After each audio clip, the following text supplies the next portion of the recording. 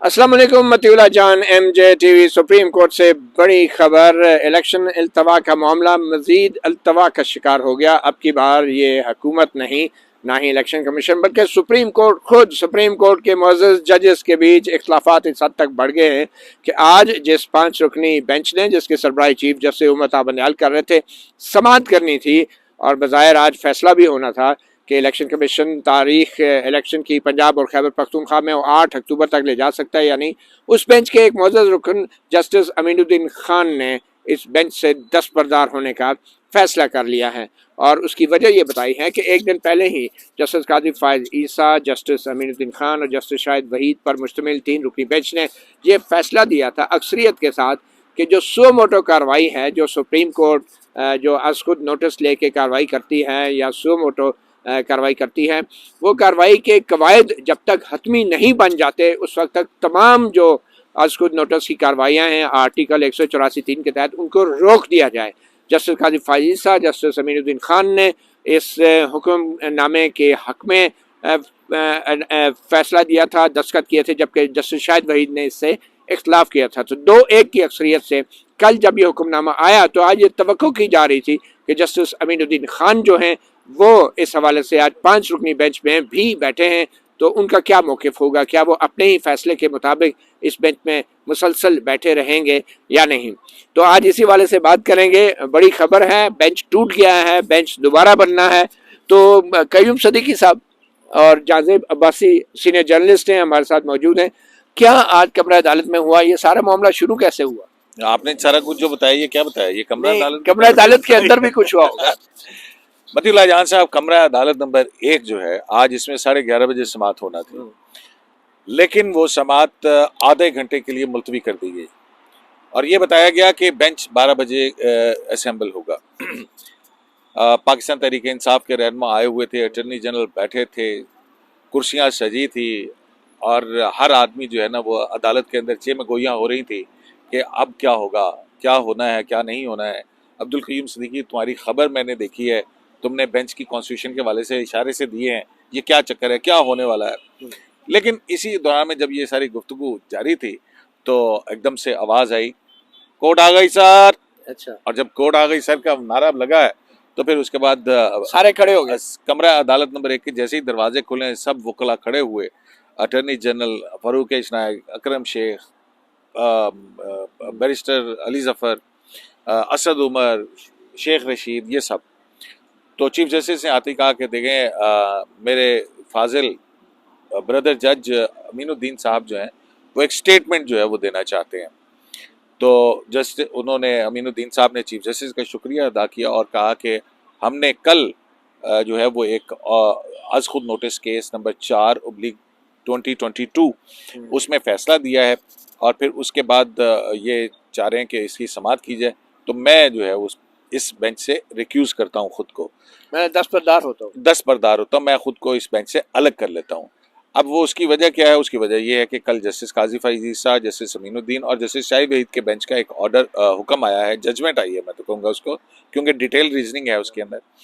तो उस जजमेंट के अंदर ये कहा गया है कि 184(3) के जितने भी मुकदमात हैं, जब तक आइन के आर्टिकल 191 के तहत सुप्रीम कोर्ट रूल्स ना उस हवाले से बना लिए जाएँ, तब तक इनकी समाअत सारी की सारी मौखर कर दी जाए। तो जस्टिस अमीनुद्दीन एक मरतबा ये कह के गए हैं कि ये मुझ पर बाइंडिंग है, मैं तो नहीं इस बेंच में सुन सकता, क्योंकि ये भी मुकदमा 184(3) का ही है, लिहाजा इंतखाबात के इल्तवा का केस भी अब इल्तवा का शिकार हो गया है। और मज़े की बात यह है कि जस्टिस अमीनुद्दीन ने कह दिया है कि ये अब फैसला मुझ पर बाइंडिंग है, मैं नहीं सुन सकता। तो इसी तरह से ये फैसला बाकी दीगर जजेस पर भी बाइंडिंग है।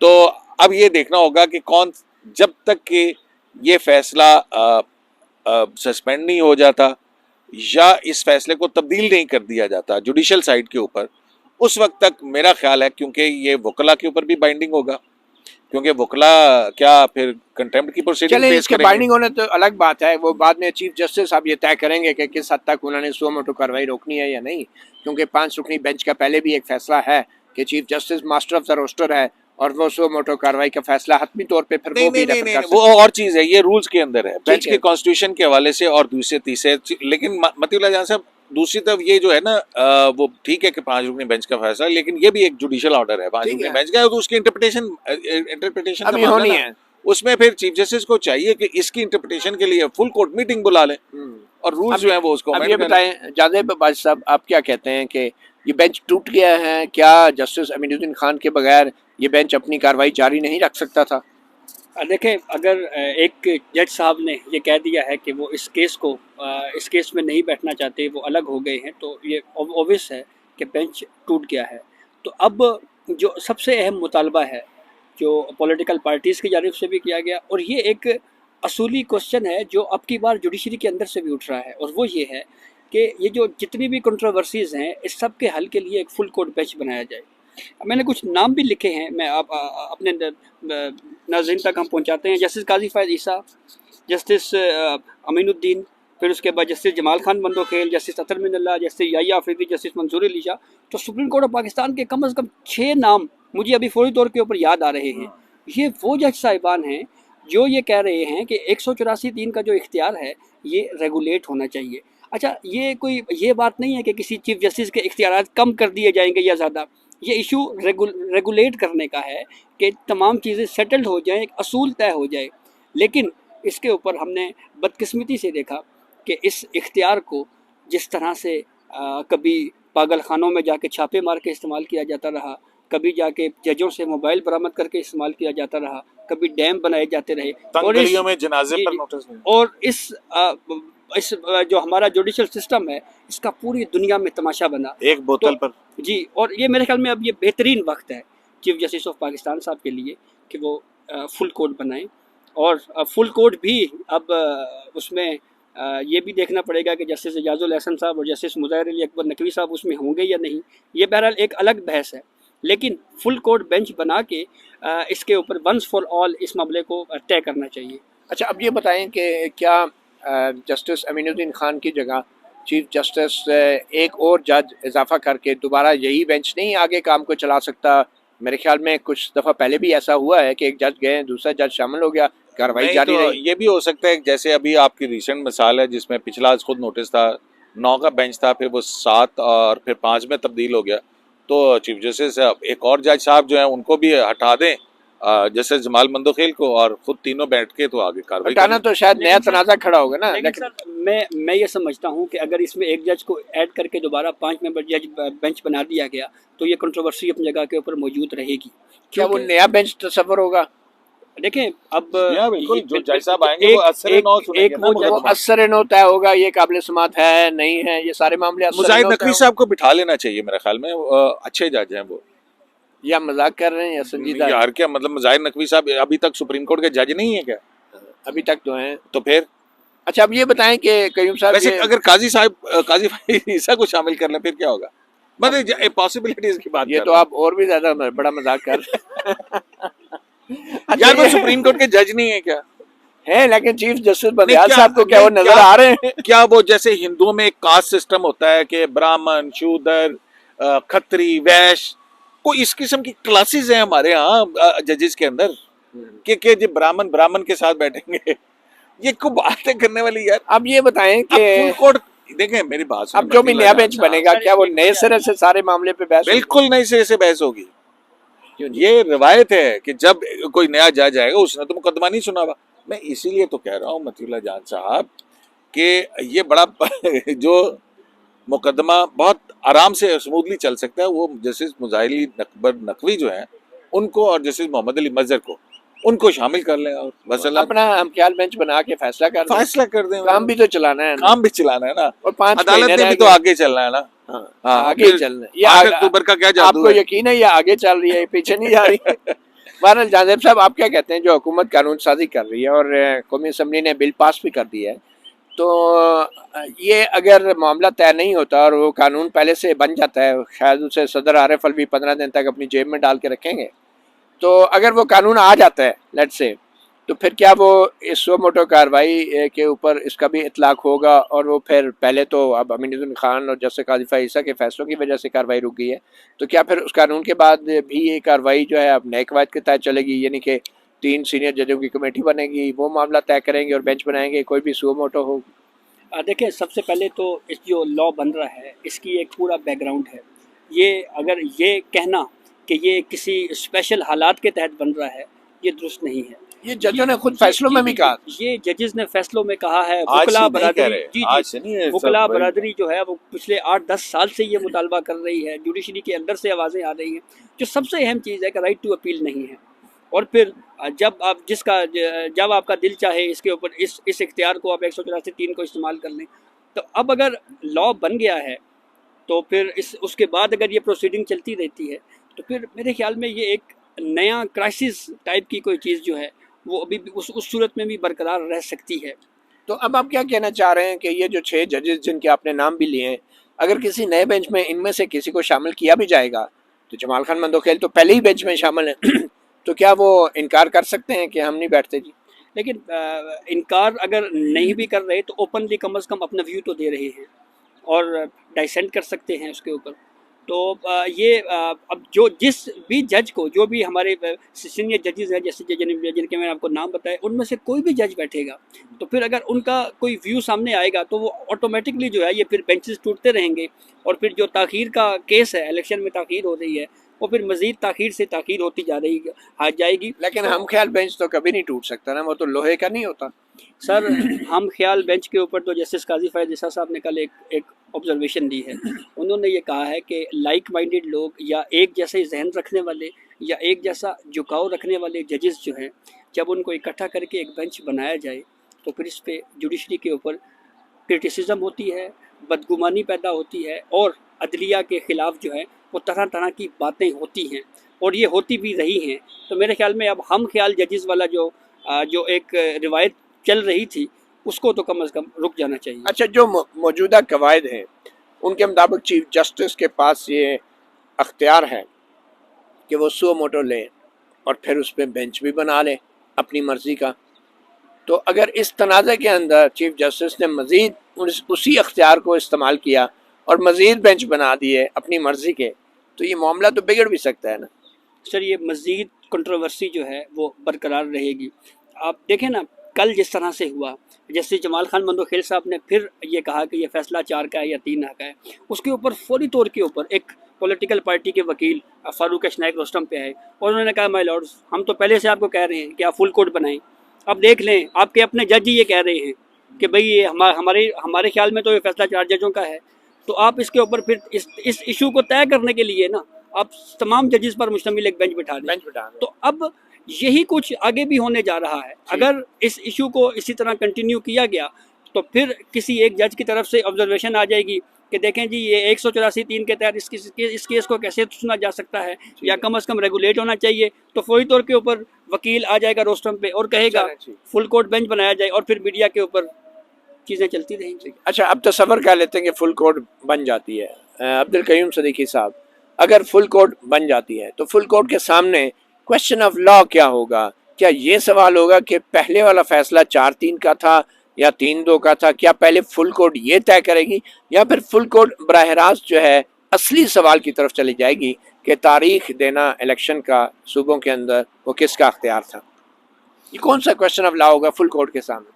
देखें मतीउल्लाह जान साहब, यही देखने वाली बात है ना कि अगर तो वो फुल कोर्ट बनाते हैं, वो बनाएंगे ये जो सबतैन खान साहब की स्पीकर असम्बली जो है उनकी और केपी के स्पीकर की दरख्वास्तों के ऊपर जो इस वक्त है, इनके ऊपर, जबकि इसकी पार्टली समात हो चुकी हुई है और फिर एक ऐसा बात आई है, तो इसके ऊपर वो फुल कोर्ट बनाएंगे क्योंकि इसमें भी 184(3) ही की जुरिसडिक्शन का मामला है।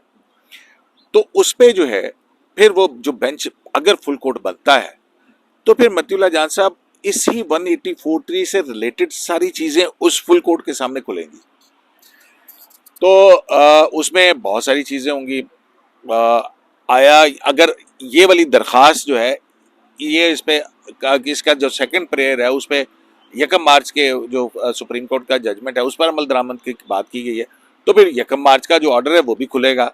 फिर अदालती रिकॉर्ड और फाइलें भी मंगवाई जाएंगी कि क्या सूरत हाल क्या बनी थी। फुल कोर्ट बनेगी, बैठेगी, देखेगी कहीं कोई जुडिशियल मिसकॉन्डक्ट तो नहीं हो गया कहीं किसी से, ये भी देख सकती है क्योंकि फिर वो 184(3) के नीचे बना हुआ होगा। लेकिन अब भी फुल कोर्ट बनाने से पहले, अब ये पहले उससे पहले काजी फाइज ईसा साहब का ये ऑर्डर जो है, इसको या तो चीफ जस्टिस को रिवोक करना पड़ेगा वो कैसे जुडिशियल कर सकते साइड हैं? के ऊपर, आज खुद नोटिस लेकिन लेके। वो पहले 5 जजों ने दिया हुआ है ना एक फैसला कि चीफ जस्टिस का अख्तियार है यार सुओ मोटो का भी बेंच मतीउल्लाह बनाने जान का। साहब, उस इख्तियार से ये मुख्तलिफ प्रपोजिशन है यार।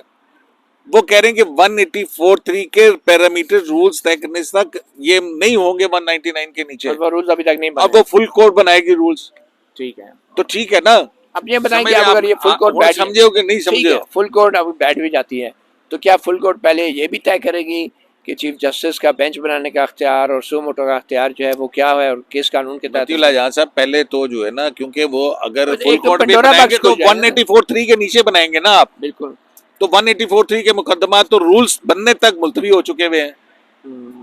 तो पहले फुल कोर्ट मीटिंग कर लें चीफ जस्टिस ऑफ पाकिस्तान, फिर उसके बाद आगे चलें। अच्छा क्यों आपको लगता है कि ये वैसी ही जजों में तकसीम आ गई है जो 1999 में सज्जाद अली शाह के दौर में आई थी? 97 में सज्जाद अली शाह के दौर में आई थी। हाँ, उसका और उनको उठा के बाहर किया था साथी जजेस ने। हाँ बिल्कुल। ये आपको लग रहा है? मतीउल्लाह जान साहब, मैं सच्ची बात आपको बताऊं, ये कोई अच्छा शगुन नहीं होगा, बड़ी तकलीफ दे बात होगी ये हमारी जुडिशरी के लिए। ये ऐसे मामला होते क्यों हैं?